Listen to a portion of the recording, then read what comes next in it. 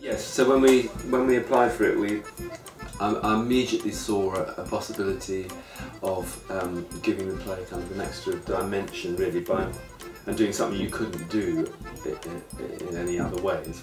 I like where performance and technology can collide and that kind of stuff. So I had even prior to the project, I was really keen and spoke to Bill about getting involved with it. I think it'd be really fascinating to develop a piece of theatre that could not be performed in any other way.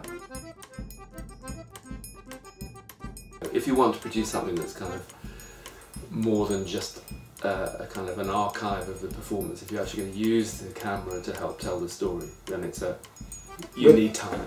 I mean, I always thought that the main theatre experience was where where the 5 actors were and the set was and possibly on screen. I always thought that would be a much more interesting audience experience. I'm not sure it was in the end. I think they were both interesting. When that was working well, that was really, really watchable. And when I watched them in Dog Bite, they were really mesmerising.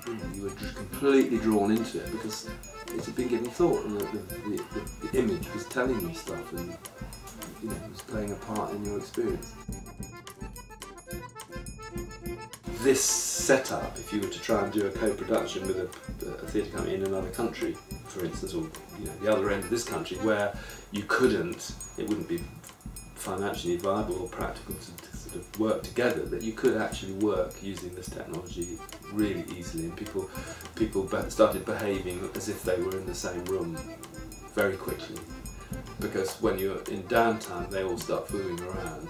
Right, okay. And that was happening, telling jokes, gagging, teasing each other, that sort of thing, absolutely as if it was all in the same space. Okay. So as a rehearsal sort of development tool, it would be fantastic. The thing that I actually really enjoyed the most was actually seeing just the working practice between the two spaces and rehearsals and the way that people were interacting. That was working really well.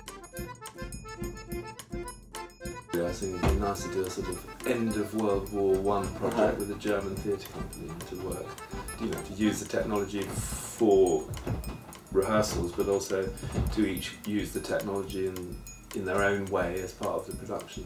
That would be an interesting kind of link up. In an ideal world, probably I'd have a couple more cameras. You'd have some other options of camera angles.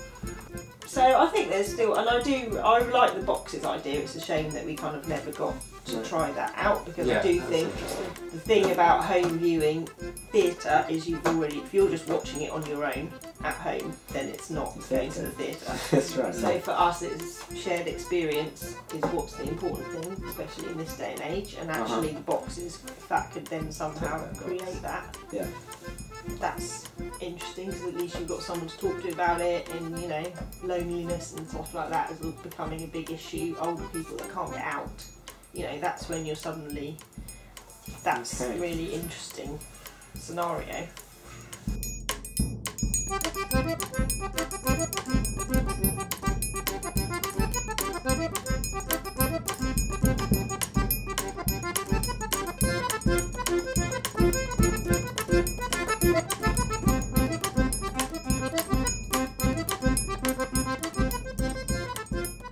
I could not believe that when we came to do the actual thing, it literally worked the whole time, when it hadn't gone for more than about 15 minutes and all the run up without something going wrong. Yeah. We was like, did they know how to do it all along, and they just had to build the tension up a little bit? Yeah, we thought it was all part of Jack's sort of show. Yeah. The communication was really good on this project. It was fantastic, I think. And actually, the little things, when the guys were watching from Austria, that was like, okay, it was 2 people, but the fact that they had our show projected on their living room wall kind of is enough to make you think, actually, that is something that is worth doing.